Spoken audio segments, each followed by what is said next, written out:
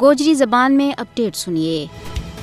آج مذہب اور عقیدہ کی بنیاد پر ہونے والا تشدد تو متاثرین کو عالمی تہڑوں منایا جا رہا ہے۔ اس دن کا منانے کو مقصد دنیا بھر میں اس حوالہ نال ہونے والا تشدد کو خاتمہ اور اس برائی کا حوالہ نال رائے عامہ ہموار کرنا ہے۔ بھارت وہ واحد ملک ہے جت مسلمانہ اور دوجی اقلیتوں کے نال متعصبانہ سلوک جاری ہے اور انہوں نے دیوار نال لان واسطے غیر جمہوری اور استعماری سوچ پر مبنی قوانین کو اطلاق انتہا پسند ہندو جماعت RSS کی ایماور مودی حکومت کر رہی ہے۔ اس کے غیر قانونی زیر قبضہ جموں کشمیر میں گزشتہ 7 دہائیاں تو بدنامی کو شکار ہے، جی 10 لاکھ تو زیادہ قابض فوج محض اس واسطے تعینات ہے تاکہ بھارتی ناجائز قبضہ نہ طول دیتو جا سکے۔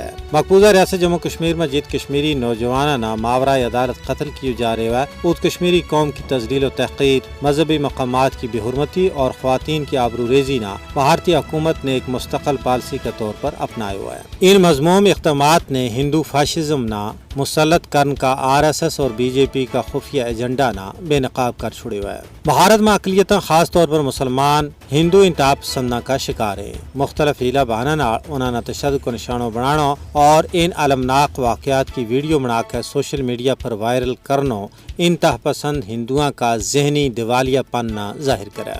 ہندوتوا کا متوالا لاؤ جہاد، کار واپسی اور گاؤں رکشا کا نام پر مسلمانوں نے اذیت دیتا ہوا قتل و غارت گری کو نشانوں بنا رہا ہے۔ مودی حکومت نے ایسا متنازع شہریت قوانین بنایا جنہاں نال صدیاں تو بھارت میں آباد بھی لاکھ تو زیادہ مسلمانوں کی شہریت داؤ پر لگ گئی ہے۔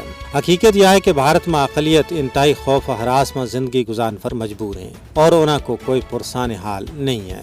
انسانی حقوق کی بین الاقوامی تنظیم بھی اس حوالے نال اپنی تشویش کو اظہار کر چکی ہیں۔